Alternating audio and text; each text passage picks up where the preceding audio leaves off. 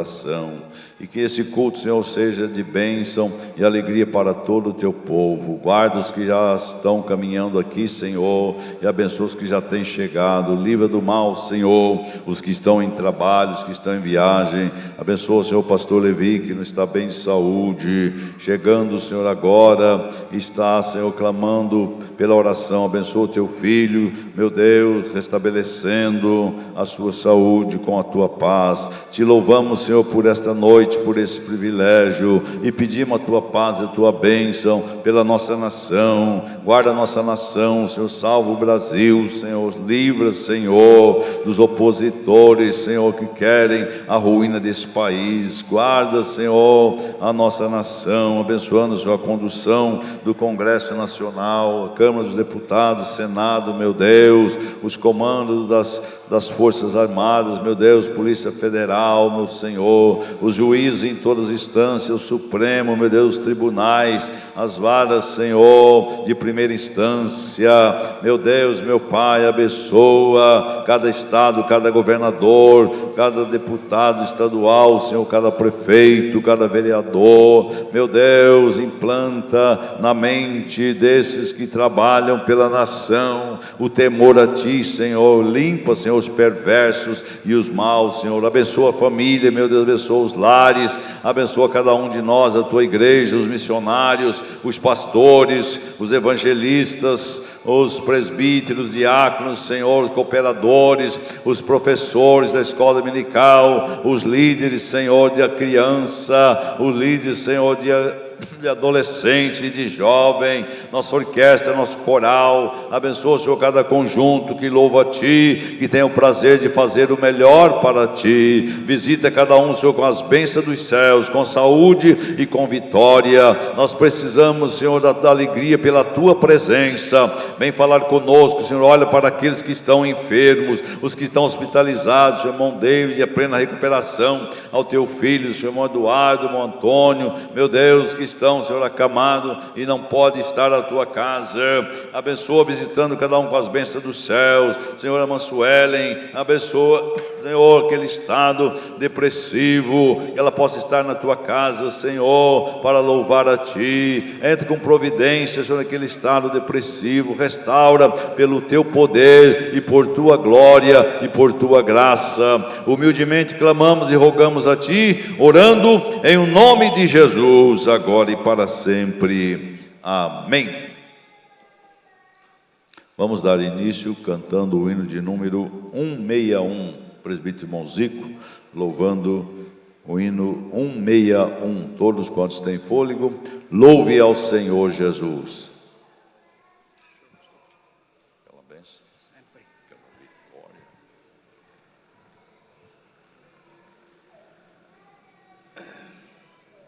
Cumprimento a igreja com a paz do Senhor. Adoremos a Deus, irmãos, navegando para a terra celeste.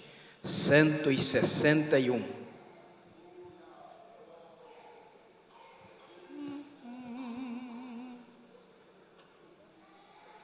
A terra celeste meu barco andará, ali onde os santos já estão, findando a noite, manhã romperá, então os remidos entrarão.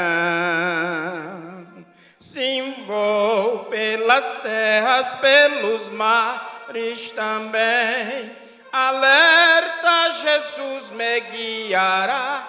Ele prometeu a mim nunca deixar-me no mundo, porém, sim levar-me ao porto com alegria sem fim. Será jubiloso esse dia para mim, em que eu chegar ao céu de luz. Que paz e descanso com Deus lá sem fim. Saúdo-te já, ó meu Jesus. Sim, vou pelas terras, pelos mares também, Alerta, Jesus me guiará. Ele prometeu a mim nunca deixar-me no mundo, porém, se levar-me ao porto com alegria sem fim. Ó mundo que jazes no vil tentador, não quero jamais em ti morar. Pra festa celeste eu vou com fervor, louvores a Cristo irei cantar. Sim, vou pelas terras, pelos mares também. Alerta, Jesus me guiará.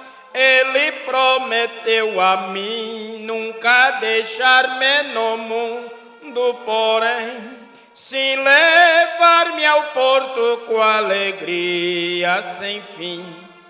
Amigos, lembrai-vos que o naufragar é fácil para qualquer um de vós.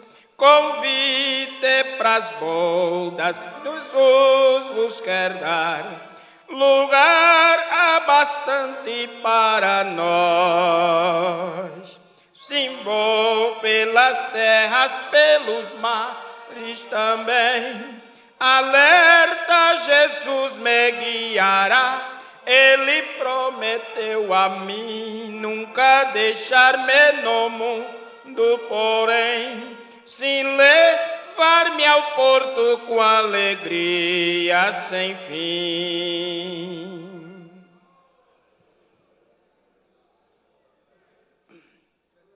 (306), irmãos. Pastor Silas. 306.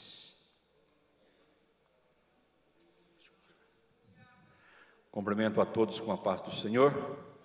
Louvemos a Jesus com o hino de número 306. A palavra de Deus é um tesouro.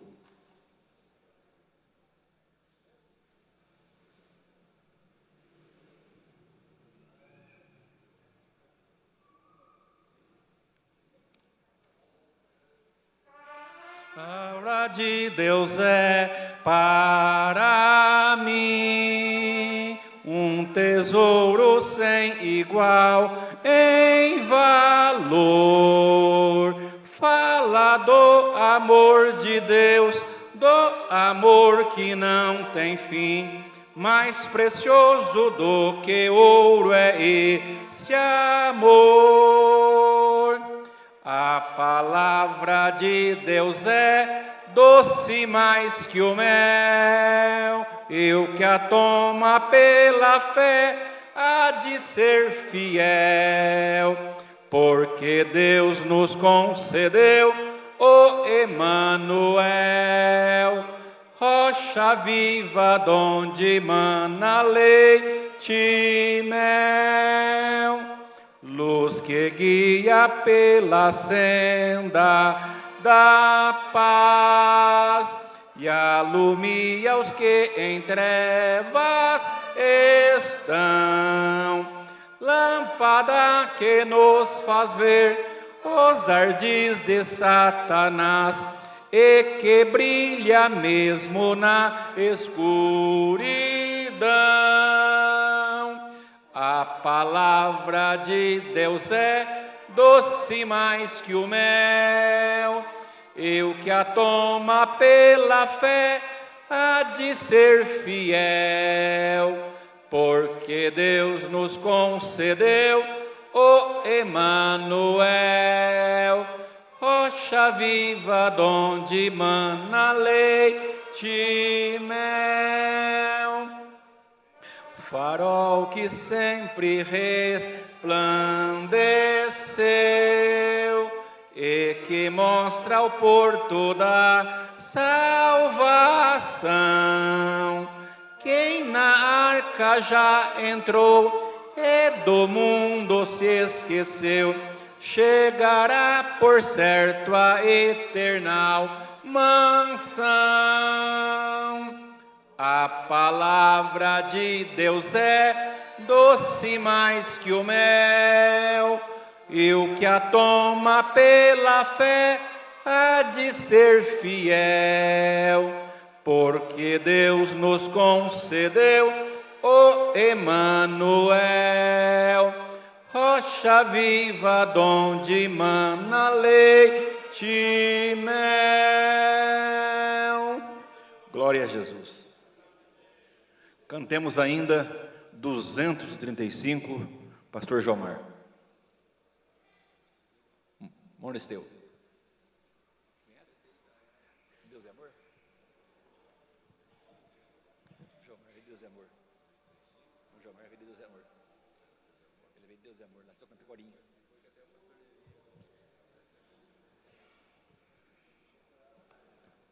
Cumprimento a igreja com a paz do Senhor.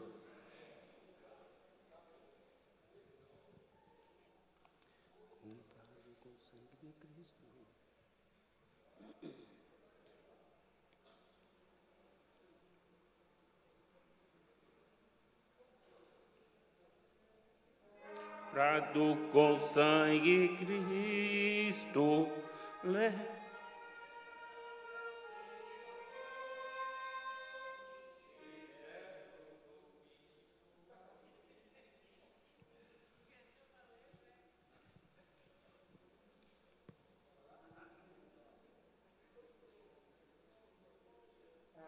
comprado com sangue de Cristo, alegre ao céu sim eu vou, liberto do vício maldito, já sei que de Deus filho sou, já sei,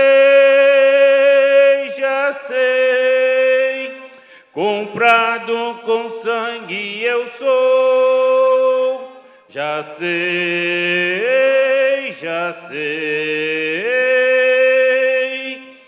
com Cristo ao céu sim eu vou, estou livre da lei severa,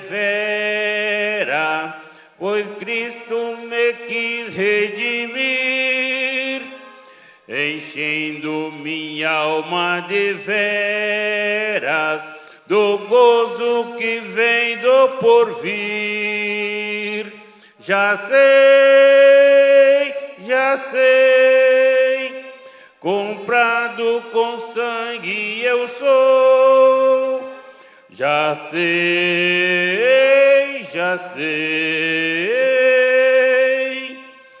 com Cristo ao céu sim eu vou. Em Cristo Jesus sempre espero, e nunca o posso deixar.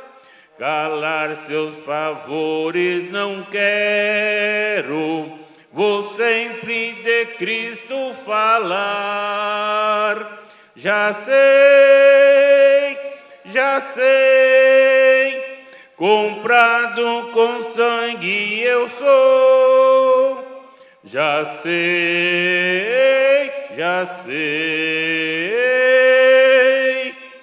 com Cristo ao céu sim eu vou. Em que um dia a beleza do grande Rei vou contemplar, agora me dá fortaleza e sempre me quer consolar. Já sei, comprado com sangue eu sou. Já sei,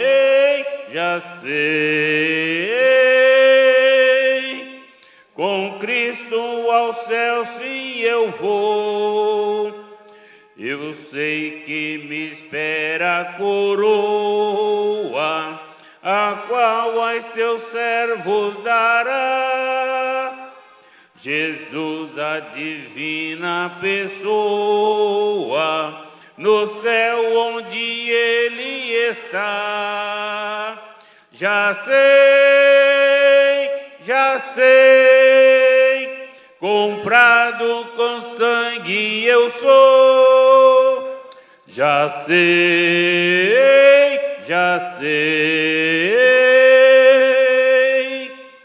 com Cristo ao céu sim eu vou. Aleluia.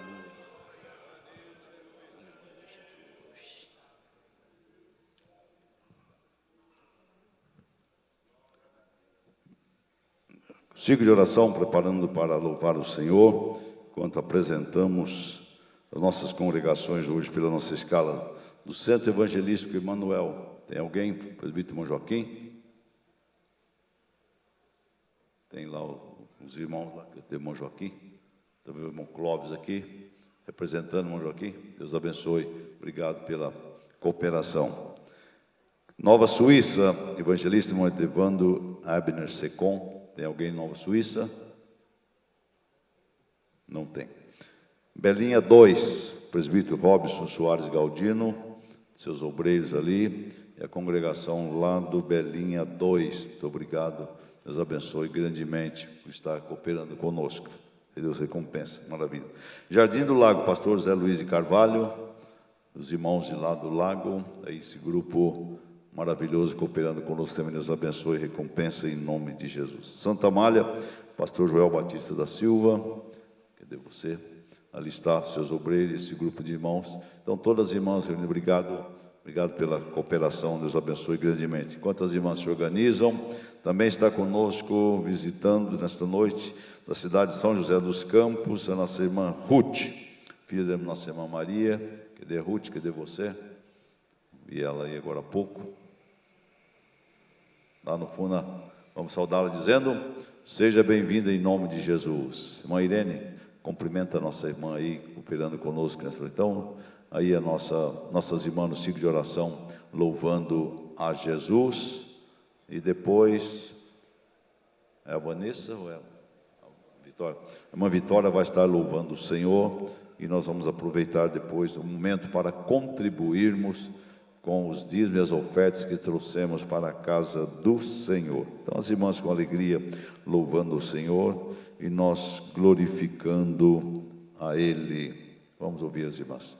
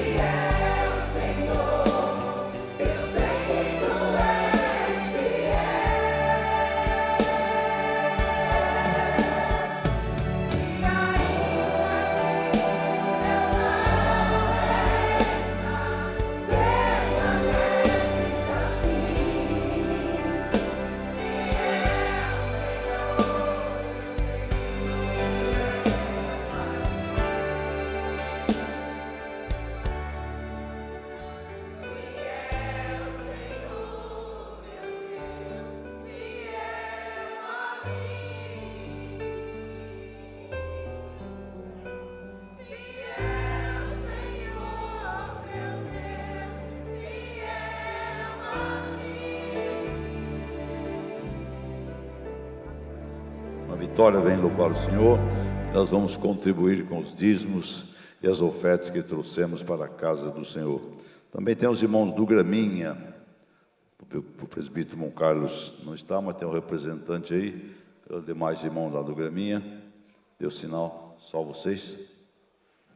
Lá atrás também tem mais alguns. Deus abençoe, muito obrigado pela cooperação em nome de Jesus. Então, é uma vitória louvando o Senhor e nós contribuindo com as nossas contribuições, dízimos e ofertas que trouxemos para a casa do Senhor. Cumprimento a igreja com a paz do Senhor Jesus.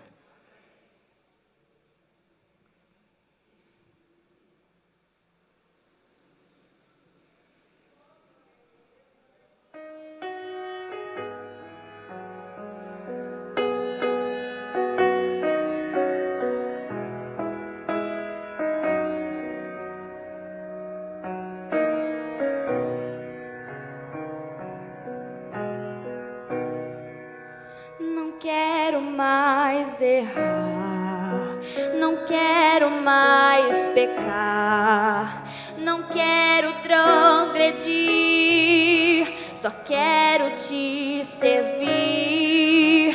Quero ser mais fiel, quero ser verdadeiro, e no meu coração tu és último e primeiro. Eu quero estar em tua casa, o teu poder quero sentir. Não há lugar melhor no mundo do que estar perto de ti.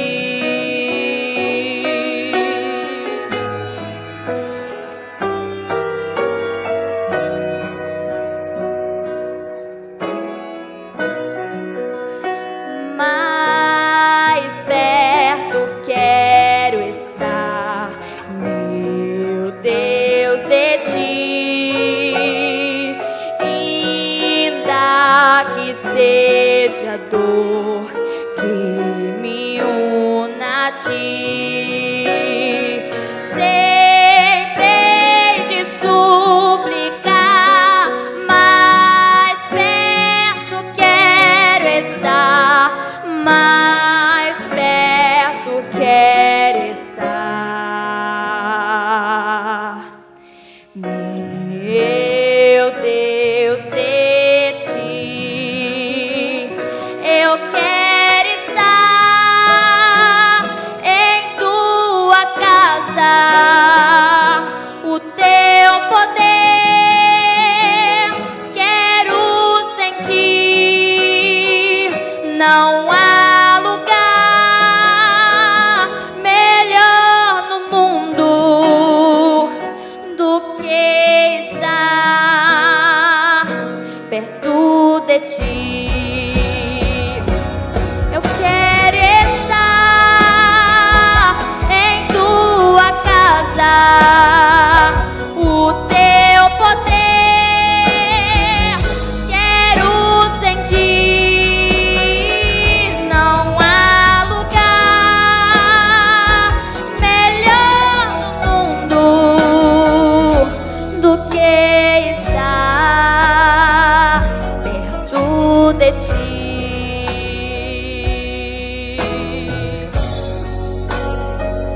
Perto de ti.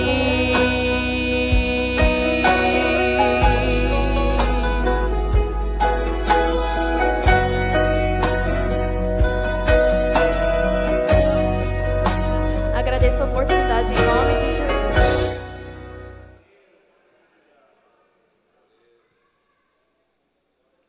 Convido a igreja a estar de pé. O presbítero irmão Robson Galdino vai estar orando. Temos aqui um pedido da irmã Antônia, lá da congregação do Belinha 2, está na UTI da Santa Casa, segundo os médicos, na fase terminal, mas o Senhor tem a palavra final.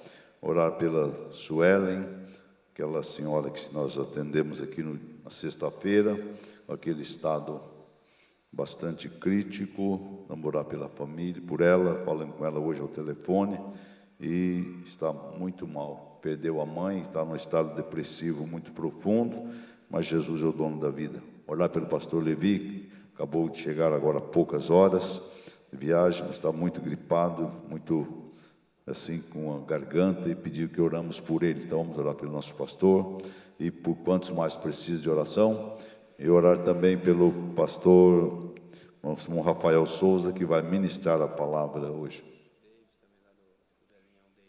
Irmão Davis, lá do Belinho, filho da irmã Dilce, que já saiu do hospital, saiu, mas está precisando de uma recuperação, está lento o seu estado, mas Jesus tem a palavra final, e que nesta noite o Senhor também fale conosco pela sua palavra. Irmão Robson orando e apresentando todos os pedidos em nome de Jesus. Cumprimento a amada igreja com a paz do Senhor Jesus. Oremos. Senhor Deus e Pai Todo-Poderoso, nós te louvamos, nós te engrandecemos, ó Deus, por estar na tua presença, na tua casa, Senhor, nesta casa de oração, para louvar, engrandecer, exaltar o teu santo e precioso nome. Te agradecendo, Senhor, também pela vida, te agradecemos pela paz, te agradecemos pela saúde, Senhor. Te agradecemos, Senhor, por estarmos aqui para ouvir a tua palavra, meu Deus, nessa noite. Pai, nós estamos aqui com esse pedido de oração, Senhor, meu Deus, te pedindo encarecidamente, Pai, meu Deus, pela tua bondade, pela tua misericórdia. Meu Deus, a nossa irmã Antônia, Senhor, está ali na UTI, em fase terminal, Pai, e assim pela fé, ó Deus, positiva, Senhor, nessa noite, exclamada pelo nosso pastor Jurandir, nós cremos, Senhor, que a última palavra é tua, nós cremos na tua palavra, tu és o médico dos médicos, e a todos os outros pedidos de oração, Senhor, que o Senhor continue reinando soberanamente nas nossas vidas. Pai, por bondade, uma vez mais, use o teu filho, Senhor, assim como o Senhor tem usado, é o que nós te pedimos, em nome de Jesus, amém. A paz a todos, os que podem tomar assento, por gentileza.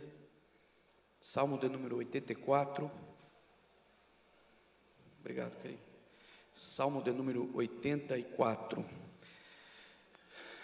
Adoro ao Pai mais uma vez, pela oportunidade de estar aqui, louvando o seu nome também, tendo a oportunidade de oferecer os seus conselhos à sua igreja essa noite. Obrigado, pastor Jurandir, mais uma vez, pelo carinho e confiança, todos os obreiros que trabalham em nosso ministério para fazer o reino dos céus crescer cada vez mais.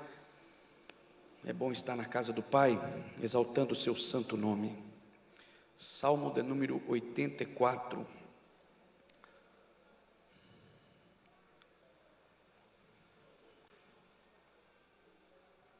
Os que encontraram, por favor, digam amém.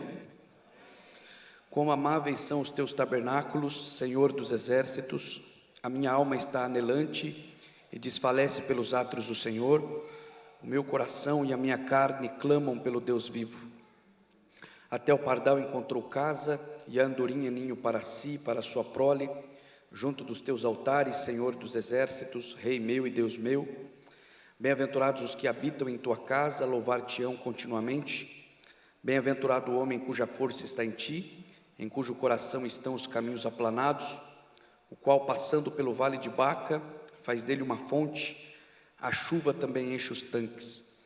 Vão indo de força em força, cada um deles em Sião aparece perante Deus. Senhor dos exércitos, Senhor Deus dos exércitos, escuta a minha oração, inclina os ouvidos, ó Deus de Jacó.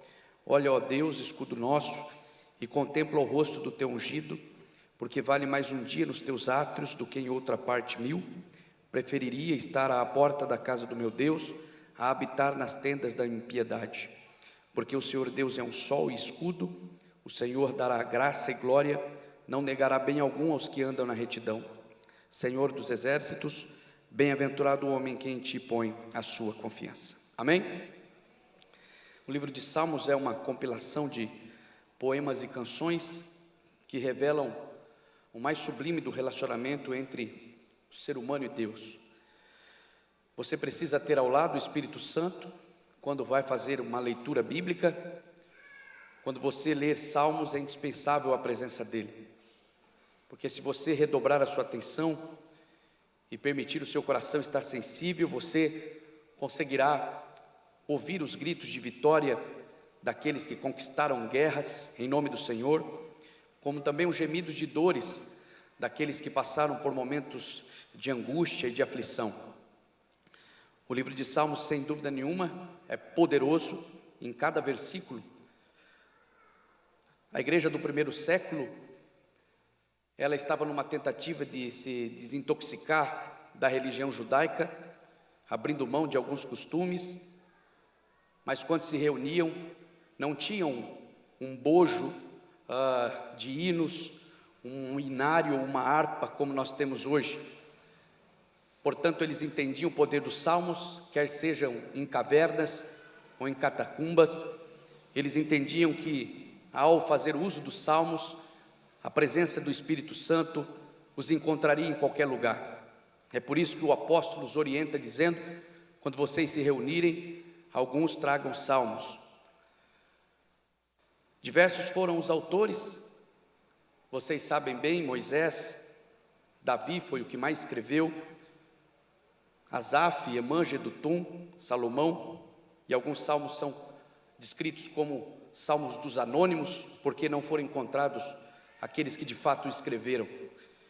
Sem dúvida nenhuma, você deve ter um salmo predileto. Para muitos é o 23, para outros é o 139. O salmo de número 84, ele é repleto de emoção, e é sobre ele que falaremos essa noite.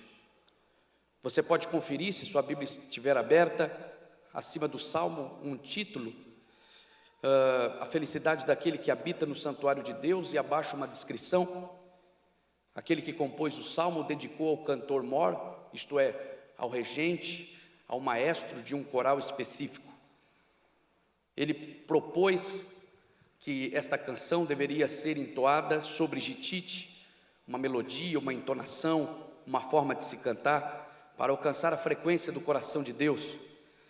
E quem deveria fazer uso desses salmos, lá em Sião, seria o grupo dos filhos de Corá. Se lermos esse salmo sem entendermos a história dos filhos de Corá, ele já é impactante, profundo, mas quando passamos a entender a história desta família, perceberemos em cada versículo o quanto Deus trabalhou na história desta família e por gerações, para que eles tivessem esta compreensão, tanto de quem Deus é e tanto dos tabernáculos. Portanto, aquele que confeccionou este salmo tinha como intenção fazer com que os filhos de Corá, ao fazer uso dele, se emocionassem. A proposta era que eles viessem a lágrimas. Ele queria de fato construir uma canção que os filhos de Corá se identificassem. Cada um de nós também temos uma canção predileta. A canção predileta normalmente foi escolhida no momento mais crítico da sua vida. Esta canção passou a fazer parte da sua história. E quando você a ouve, quer seja num carro, através de um irmão que louva em uma igreja, quer seja através de uma canção que você confere na internet, o seu coração vibra e você vem a lágrimas, se emociona. É porque você se identifica com aquilo. Há uma diferença muito grande entre aqueles que louvam os hinos, principalmente na igreja. Você percebe às vezes pessoas que têm uma voz melodiosa, que consegue alcançar notas musicais altíssimas. Elas cumprem o seu papel louvando com excelência, mas não há emoção. Por vezes parece que não há verdade, não toca nem no seu coração e nem no coração dos outros. Em contrapartida, também encontramos pessoas que têm uma voz um pouco prejudicada, mas quando assume o púlpito, ela escolhe uma canção que faz parte da vida dela, ela se identifica com a letra, e ela vem a lágrimas, e contagia todos também, e o Espírito Santo consegue ter uma liberdade maior para invadir os corações, os corredores da alma, e tocar no profundo do ser humano. Portanto, aquele que compôs este salmo, ele queria de fato tocar profundamente no coração dos filhos de Corá. Nós precisamos entender a história, nem todos conhecem. Acredito que a maioria dos obreiros o sabem, mas vamos relembrar a história dos filhos de Corá para entendermos a profundidade desse salmo. Deus havia tirado o seu povo com mão forte do Egito, os colocando no deserto em direção da terra prometida. Deus é educador, a gente não pode perder esse prisma acerca de Deus. Ele é educador, Ele é um pai e Ele é educador. Portanto, Ele não faz nada por acaso.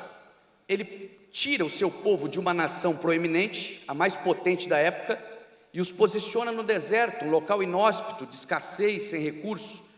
A proposta de Deus é fazer com que eles fiquem ali o tempo necessário para arrancar deles os vícios e as manias adquiridos no Egito. Quanto mais demorasse, mais tempo ficaria ali, mas a proposta de Deus é fazer com que eles voltassem a se tornar filhos, não só por nome, mas também no caráter, no seu comportamento, porque Deus queria usá-los como evangelizadores do mundo, de forma que Deus, ao posicioná-los no deserto, Deus está forjando novamente a fé. Deus é autor da fé, e Ele também é o consumador, isto é, Ele propõe fé no nosso coração para um fim que Ele já pré-estabeleceu. Portanto, Deus está forjando fé novamente no coração de seus filhos, por isso Ele os coloca num local de escassez, porque no local de escassez, no primeiro momento em que eles tiverem fome, uma necessidade fisiológica, eles olharão para o redor e não encontrarão absolutamente nada, terão que reaprender a olhar para o céu e pedir ao Pai. Pedindo ao Pai, o Pai que é soberano vai oferecer tudo quanto eles precisam. Quando eles tivessem sede, outra necessidade fisiológica, o Pai queria os ensinar que era apenas olhar para o lado e eles encontrariam uma pedra que os seguiam por todo o caminho. Não era preciso forçar, era apenas acreditar que aquela fé tinha água potável disponível para todos beberem, não importa quantas pessoas eram. Poderia ser 1.500.000 a 3 milhões de pessoas, aquela pedra estava disponível para saciar a sede de qualquer um que acreditasse. Deus também queria ensiná-los que Ele é o protetor. Apesar de eles estarem caminhando para a terra prometida, Deus estava declarando: esqueça o passado, não se preocupe com a retaguarda, porque eu serei uma coluna de fogo, e os protegerei ao mesmo tempo que os aquecerei do frio da madrugada. Deus também está posicionando uma nuvem que, além de trazer frescor, é quem os guia. Esta nuvem os direciona pelo deserto, e aonde ela estaciona, todos devem estacionar também. É uma forma de aceitar o senhorio de Deus naquele local, de forma que Deus está os educando ou os reeducando a serem filhos, confiarem em um novo modelo de governo. Este governo não está pautado mais na figura de Faraó, que os escravizava e dava migalhas de pães. Este governo está pautado agora em alguém que está sentado em um trono nos altos céus, e Ele é bom o suficiente para oferecer carne quando codornizes vêm do ocidente, e essas carnes são em tamanha quantidade que eles vão comer tanto que a Bíblia relata que vazará pelos narizes. Isto é, Deus está declarando: eu sou o vosso Deus.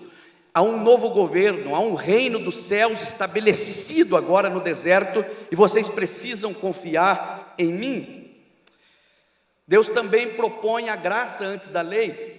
Há muitos que ainda acreditam que a lei veio antes da graça, mas a graça vem antes da lei, porque Deus no deserto, Ele prepara um culto.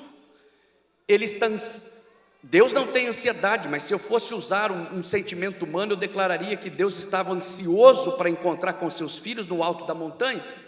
Ele prepara um encontro, e Ele declara aos hebreus: escolham as melhores roupas, lavem-nas. 3 dias de santificação e de separação. Deus está aumentando a expectativa do povo, e nós os encontraremos na montanha. Deus está também escolhendo a sua melhor roupa. Perceba-se não, enquanto Deus orienta as pessoas a escolherem a sua melhor roupa e lavarem essa roupa, estarem prontos para um culto, Deus também está escolhendo a sua melhor roupa, a de Todo-Poderoso. É por isso que no alto da montanha Ele se revela com trovões, relâmpagos, fumaça, terremoto.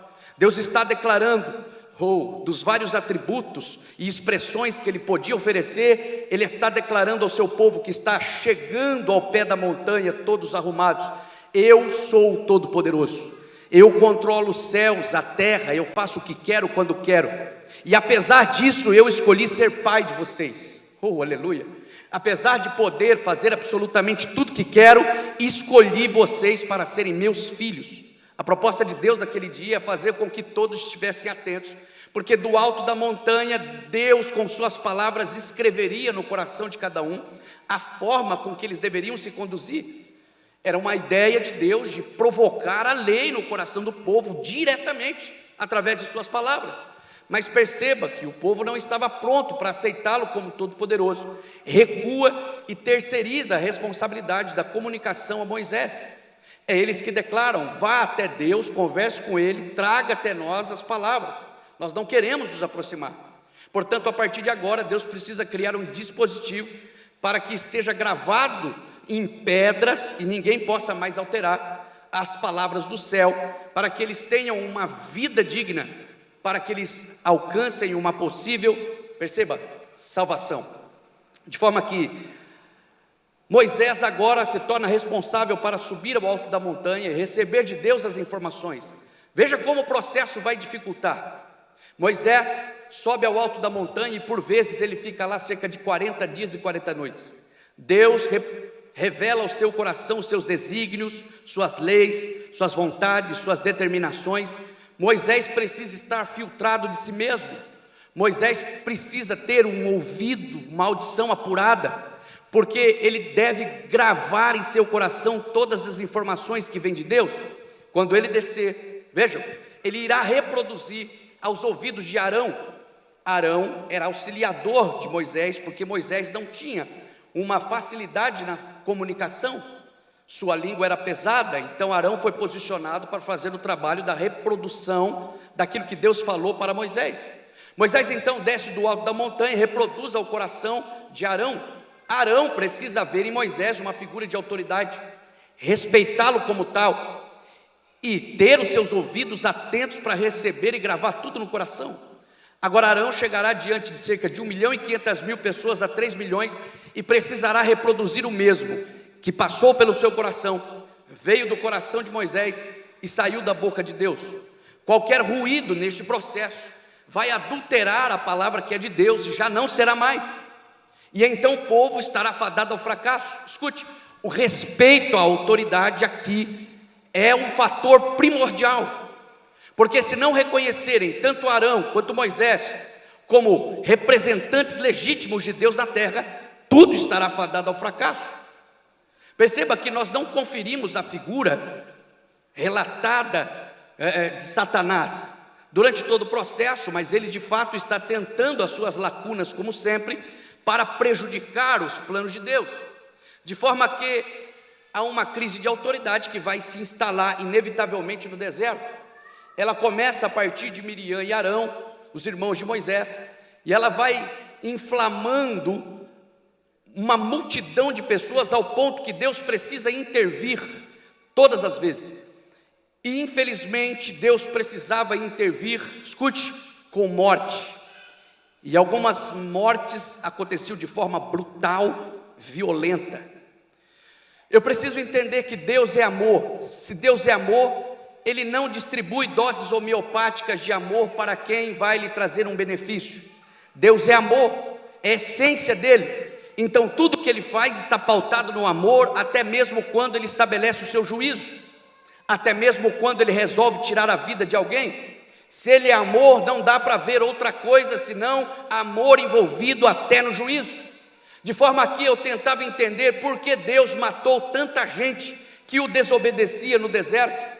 Uma das minhas compreensões é que na tentativa, escute, de sarar o seu povo, Deus provocava um choque de realidade em uma geração para vacinar a outra. Ao tempo que Deus mata uma geração que já está com o coração inflamado, Deus está provocando um choque de realidade numa nova geração, para que eles não incorram no mesmo erro dos seus pais. É por isso que os que saíram do Egito dos 20 anos para cima, ninguém havia sobrado, senão Josué e Caleb. Mas garotos que nasceram no deserto, isto é, uma nova geração, estavam sendo vacinados para que esse vírus não alcançasse as demais gerações. Porque nós precisamos entender que Deus é um ser geracional.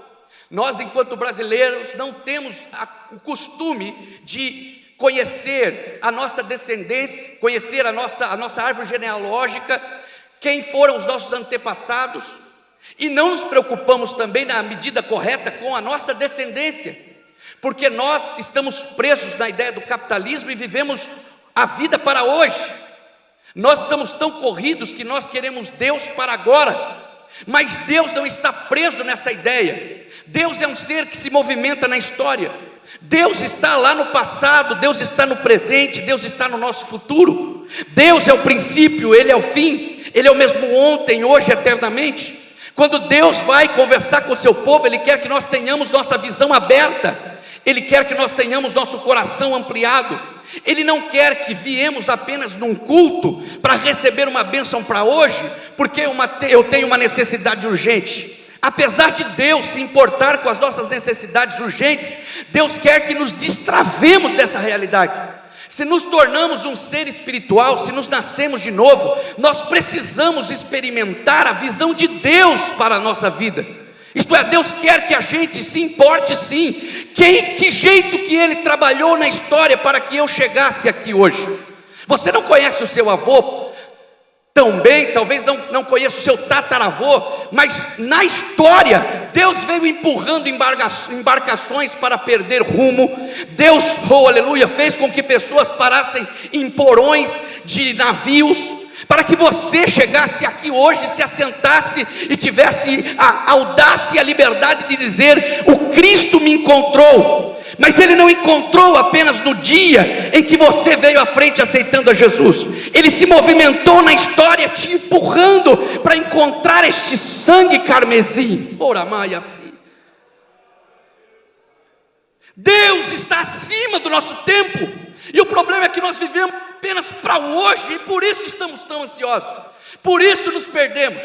Deus está ampliando a nossa visão, Deus está provocando uma fé, para que voltemos a olhar para o plano dele de futuro, andar pela fé, andar como Moisés, como vendo invisível, andar como Abraão saiu de sua terra e de sua parentela, para uma terra, uma cidade, que estava distante, lá no céu.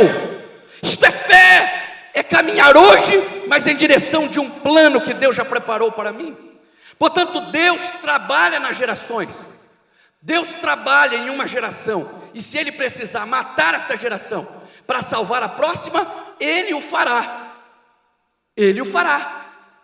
porque Ele quer fazer a manutenção da sua aliança entre as gerações. Rafael prova isso. Veja por que Deus chamou Abraão. Gênesis capítulo 18, verso 19, ele vai dizer: eu não vou mais esconder nada a Abraão, eu vou revelar todo o futuro a ele, porque eu conheci que ele há de ensinar os seus filhos, a sua casa depois dele, a obedecer os meus mandamentos, justiça e juízo, e por causa disso eu farei cumprir nele todas as minhas promessas. Isto é, a capacidade de Abraão de transferir o meu plano às próximas gerações é que o faz digno de ser chamado. É por isso que Deus, quando vê dentro de uma casa entristecido, elaborando um plano para que o que Deus prometeu para ele é absurdo se tornasse realidade, Ele está tentando construir um testamento para entregar tudo que tem ao Damasceno Eliezer. Deus invade a casa e diz para ele: eu sou o teu escudo, o teu grandíssimo galardão, sai daí. O que Deus está dizendo é: sai da sua realidade presente, que é esterilidade e envelhecimento, e vem para fora, porque a gente vai conversar acerca do seu futuro. Dá uma olhada nas estrelas do céu, vê se você consegue contar, 1, 10, 20, 30, não consigo, 200, 400, perdi a conta. Pois é, este é o teu futuro, estes são seus filhos, é assim que eu te enxergo, é assim que eu quero conversar com você a partir de agora. Deus encontrou em você um espaço para construir uma ponte geracional, para alcançar as próximas gerações. Uou! Quantos podem glorificar o nome do Senhor? Portanto, quando Deus matava no deserto, Deus estava provocando choque de realidade. Vejam se não, é isso exatamente que acontece com a família de Corá. Moisés já está preocupado porque não acreditam sequer se a terra prometida é verdadeira. Estão caminhando para lá, mas não acreditam mais que é de fato verdade. Ele envia 12 espias que trarão um relatório para que as suas famílias acreditem na palavra, pelo menos do príncipe dela. Eles vão, conferem, trazem um relatório, trazem evidências, mas no final da jornada percebem que existem gigantes. E eles reconhecem que, apesar de ser verdade que a terra é prometida, não vale a pena correr o risco, porque serão assassinados. E quando vão diante do seu público e leem o relatório, conclui dizendo: é verdade a terra, ela mana leite e mel, temos até a evidência através de um cacho de uva que colhemos lá, porém não vale a pena incorrer no risco de ser assassinados daquele local. É Caleb que levanta a mão e grita dizendo: se é verdade que a terra mana leite e mel, também é verdade que Deus nos entregará a todos os inimigos de nossas mãos. Nós os mastigaremos como alguém come pão. Nós acreditaremos. Estão colhendo pedras pontiagudas para assassinar Caleb. Deus mais uma vez entra em cena para protegê-lo, e Deus declara a Caleb: só você que acreditou tem o direito de escolher a terra onde quer morar para sempre. O que Deus está mais uma vez percebendo é uma crise de autoridade está instalada. E agora, os que deveriam proteger Moisés, que já fizeram isso em outro episódio, e por isso foram chamados para serem levitas. Quando no episódio do bezerro de ouro, os levitas que deveriam estar ao lado de Moisés, agora os principais se levantam contra também. De forma que Corá, Datã e Abirão são os líderes do motim, e eles levantam 250 homens com seus incensários e vão confrontar a Moisés, dizendo: nós não aceitamos mais a sua liderança. Moisés lhes oferece um dia para arrependimento, eles não se arrependem. E agora Moisés está declarando o seguinte: amanhã por essas horas vocês precisam estar aqui. Nós vamos oferecer incensário e vamos conferir quem é que Deus escolheu para ser o santo. Arão estará de um lado e os 250 do outro. No dia e hora marcada, todos estão lá com seus incensários oferecendo fumaça aos céus. Deus está pronto para descer e apontar quem foi o santo que foi escolhido. Moisés havia deixado claro para eles: Deus já os separou para serem levitas, e vocês querem algo que Deus não os deu. Na verdade, eles não querem a posição de Moisés, eles não querem mais aceitarem a liderança de Moisés e nem de Arão. Preste atenção, redobre a sua atenção. De forma que Moisés percebe que no cenário, na frente da tenda da congregação, está Corá, estão os 250, está Arão, mas Datã e Abirão não vieram. Precisa estar na tenda da congregação também Datã e Abirão, porque não pode mais haver dúvidas de quem Deus escolheu. Datã e Abirão não pode se ausentar daquela obrigação, porque senão eles poderão se eximir dizendo que não estava lá para ver o que Deus fez. Então Moisés se dirige até aquele local, e ele está chamando para fora Datã e Abirão. Na frente das suas tendas eles estão declarando: você já nos tirou da terra que mana leite e mel, e agora quer vazar os nossos olhos? Não aceitaremos a sua liderança. Moisés percebe que eles, enquanto adultos, podem tomar esta decisão pautada no senso crítico. Eles serão responsáveis por suas decisões e assumirão as consequências. O que Moisés não quer, olhe para mim, é que a próxima geração seja contaminada por esta crise de autoridade. Porque se a próxima geração de levitas se contaminar com essa crise de autoridade, não haverá condições de ter uma adoração legítima na prometida. Não conseguirá fazer a manutenção do louvor, dos costumes e da moralidade. São eles que são os reguladores de tudo isso. E se eles não aceitarem mais a ideia de liderança, não aceitarão também a ideia de liderança de Deus. Moisés então propõe a Deus uma morte nova. E ele declara: eles não podem morrer como morre qualquer pessoa. Precisa ser uma morte diferente. Eu tenho uma ideia: que a terra os abra e os engula vivos. Para mim, esta é uma morte horrorosa, porque as pessoas morrerão lentamente, serão enterradas vivas. E eu penso, por que Deus o aceitou? Porque Deus aceita uma morte tão cruel e dolorosa? E para mim, uma das mais terríveis que se deu no deserto, é porque estavam já à beira da terra prometida, e não haveria mais tempo para vacinar a próxima geração. Precisava urgentemente de um choque de realidade como nunca houvera. Então Deus manda um recado dizendo: fale para que todos se distanciem das tendas de Datã, Corá e Abirão, porque eu selarei o meu juízo. Enquanto na tenda da congregação 250 estão oferecendo incensários, lá nas tendas de Corá, Datã e Abirão, um terremoto começa a se dar. A terra se abre ao ponto de engolir absolutamente todos os móveis, mulheres, homens, crianças de colo, um desespero, as pessoas se distanciando o máximo que podem, e Deus vai buscar aqueles que estão correndo, tentando fugir. A terra deve abrir o suficiente para engolir aqueles que estão em fuga. Eu penso que eles estão caindo, assustados, tenebrosos, angustiados em um pedido de arrependimento, e a terra ignora, fechando e os engolindo vivos. Enquanto estão os engolindo vivos, lá no cenário da tenda da congregação, Deus está enviando fogo, que está queimando os 250, fazendo-os virar cinzas. O incensário está caindo no meio do fogo, e Deus orienta Eleazar: arrebate os incensários do fogo, porque eles são santos. Isto é, o que os faz santos não são eles próprios, o que os faz santos é o que eles carregam na mão, os incensários. Salve os incensários, abra-os, tornando-os em lâminas, e posicione na frente do tabernáculo. Todas as vezes que as pessoas se dirigirem a partir de agora para o tabernáculo, lembrarão do que Corá, Datã e Abirão fizeram, e não farão nunca mais.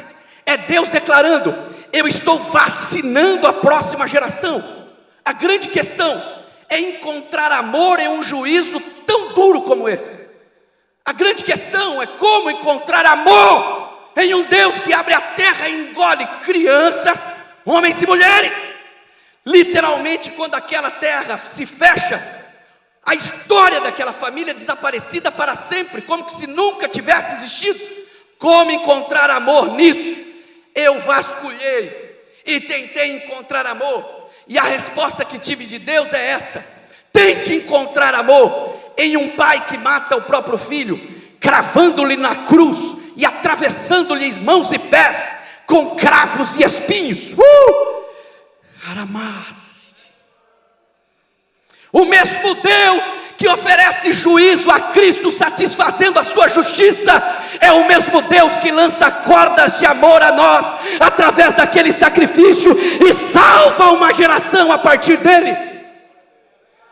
O mesmo Deus que faz o Cristo sentir o gosto amargo de fel, é o mesmo Deus que te faz saborear a salvação nos lábios e ter alegria na alma. O mesmo Deus que permitiu com que as roupas de Cristo fossem arrancadas, o deixando despido e distribuídas em sorte, é o mesmo Deus que te cobriu com vestes novas. O mesmo Deus que desaparece do cenário quando Cristo tenta o encontrar e elabora a frase dizendo: por que me desamparaste? É o mesmo Deus que desceu nesta igreja essa noite para dizer para você: eu estou disponível para te amparar no momento em que quiser, quando precisar.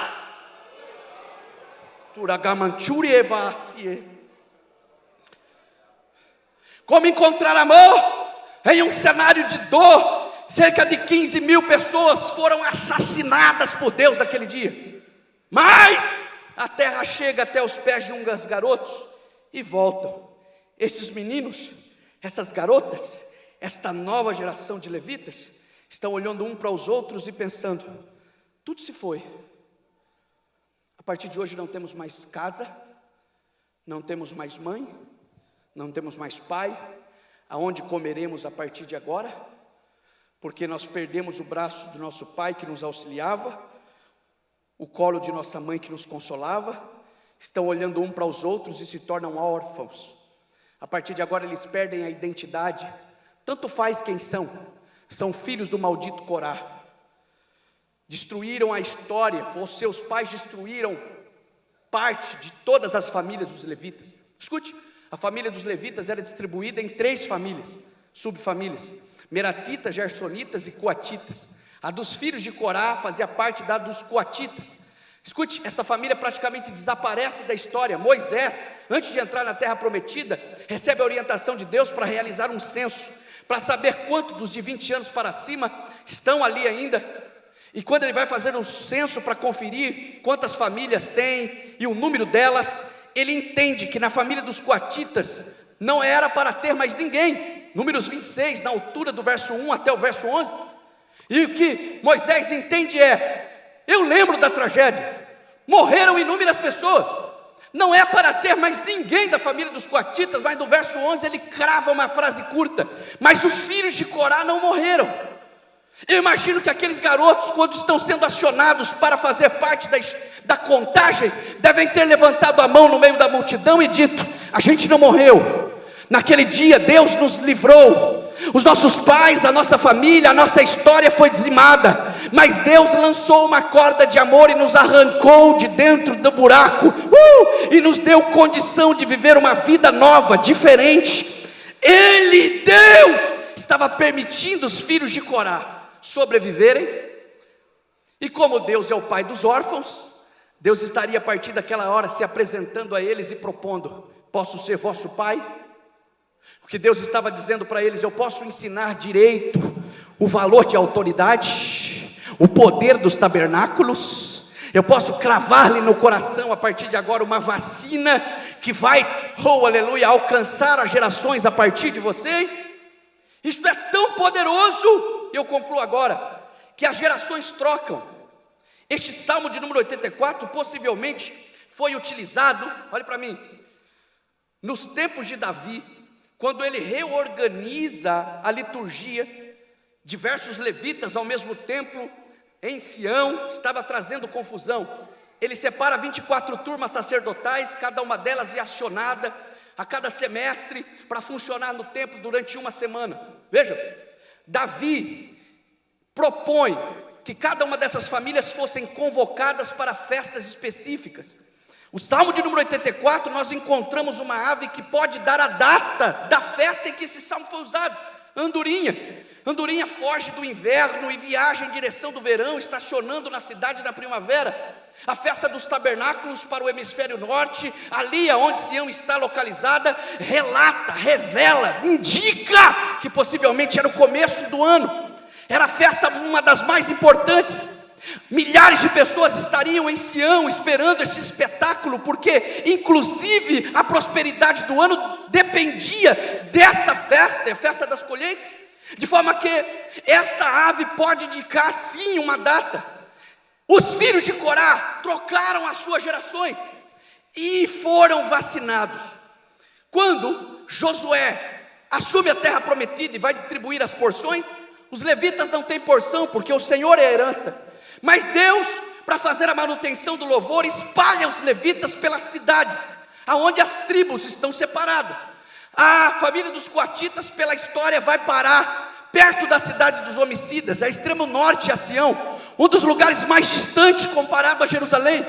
Portanto, eles viajarão dias, na estrada cansarão, a água se esgotará, perderão peso, massa corporal. Se eles fossem igual aos seus pais, se a crise de autoridade ainda estivesse cravada no peito, eles não viajariam quilômetros de distância para estarem em Sião. Mas, como Deus os vacinou, o salmista que compõe e quer fazer com que eles se identifiquem, entende que a trajetória deles é dolorosa, entende que para viajar quilômetros precisa reconhecer o senhorio de Deus. E no verso 1 do Salmo 84, ele descreve qual é o sentimento dos filhos de Corá. Quão amáveis são os teus tabernáculos, Senhor dos exércitos. Apesar de serem acionados para viajar quilômetros de distância, o que os motiva a chegar a Sião não é apenas uma função, não é apenas o cargo ilustre de apresentar o louvor. O que os motiva para ir a Sião, aleluia, é que eles são apaixonados pelos tabernáculos, e eles reconhecem que quem os comissiona não é um líder qualquer, não é o senhor de um grupo, é o Senhor dos exércitos. E se Ele está nos comissionando para lá, nós viajaremos o tempo que for necessário, mas chegaremos lá para apresentar o nosso louvor. Quantos podem glorificar o nome desse Deus? Eu estou concluindo. No verso 2 ele descreve como a alma deles funciona. A minha alma está anelante, desfalece pelos átrios do Senhor. O meu coração e a minha carne clamam pelo Deus vivo. Estes garotos foram vacinados ao ponto de que agora a expectativa está tão alta, e não um caminho difícil, e nem os meses da estrada os farão desistir. Não são iguais os seus pais, apesar de carregarem o mesmo nome. Vamos pular o verso 3 para concluir com ele.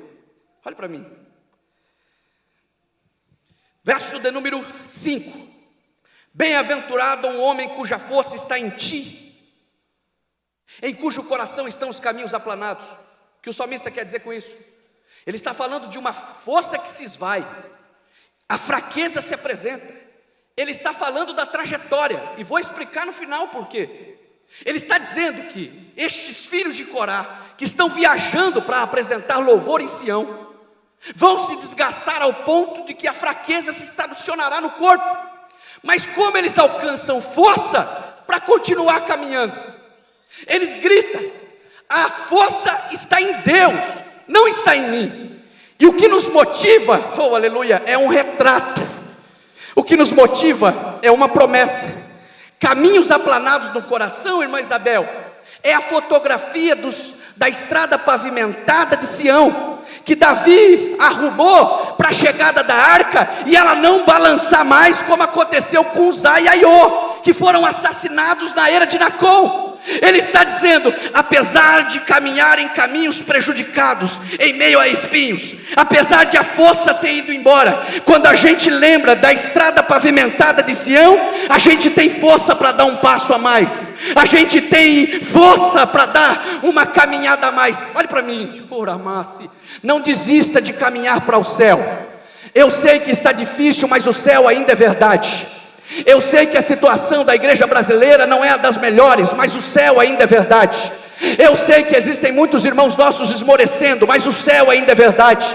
Eu sei que tem gente que, como a nossa irmã, está em estado terminal ali no hospital, mas o céu ainda é verdade. Eu sei que já não é mais como antigamente, mas o céu ainda é verdade. Eu sei que o terreno que se apresenta na nossa nação economicamente não nos dá força para caminhar, mas eu vos declaro: a sua fé tem que estar pautada naquela grande chegada triunfal em Jerusalém.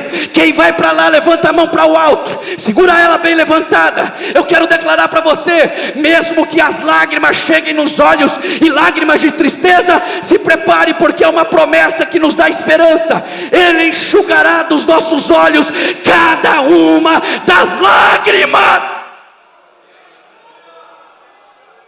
Uramai é série. O seu coração pode estar atribulado, jovem, porque em Limeira é difícil conseguir comprar uma casa, e provavelmente você demorar alguns anos para conseguir. Mas ainda assim, o Cristo vem gritar ao coração o que disse naquela última ceia, nas últimas instruções: não se turbe o vosso coração, credes em Deus e credes também em mim. Eu sei, eu vim de lá, na casa do meu pai tem um montão de morada, e se nem tivesse, eu ia lá e ia preparar lugar, porque aonde eu estiver, eu quero que vocês estejam também. Naquela mesma mesa ele grita desta forma, e eu concluo agora: por agora o mundo se alegra e vocês se entristecem, mas vai chegar um momento, quando eu voltar, que o mundo se entristecerá, mas a vossa alegria ninguém nunca mais vai tirar do vosso coração. Eles não caminham em Sião pautados da realidade presente, apesar de pisarem em espinhos, está gravado no coração o caminho pavimentado, e é isso que lhes dá força. Eu quero convidar para estar de pé quem está disposto a ir para Sião. Não é apenas uma pregação qualquer, onde alguém quer animar o seu coração. Você foi escolhido por Deus para estar essa noite nesta casa de oração, porque Deus está levantando gente para voltar a olhar para o céu, para voltar a sonhar com Sião. Eles nem imaginam, Vitória, eles nem imaginam, mas tem uma canção que os espera, só eles poderão cantar. A história de vida de cada um de nós não é igual. A irmã Isabel tem uma história diferente da minha, a Joelma diferente da minha, a minha diferente da de todos vocês. Eu nunca passei pelo câncer, desejo não passar, mas existem pessoas que estão passando, enfrentarão. vencerão, encontrarão com o Senhor, eu não sei, é uma história de dor. Tem gente que não pôde viver com seus pais e até hoje tem uma lembrança, uma vontade, um desejo intenso de ter esta paternidade, mas não teve. A sua história é diferente da minha, por isso eu acredito muito que a minha canção vai ser diferente da sua lá no céu. Isso é um pensamento meu, uma esperança minha. Eu acredito que quando eu tiver a oportunidade de louvar ao Senhor, eu posso cantar uma canção que se identifica comigo, e você cantar uma canção que se identifica contigo. A sua história não é em vão, Deus não desconsidera a sua história. Oh, aleluia.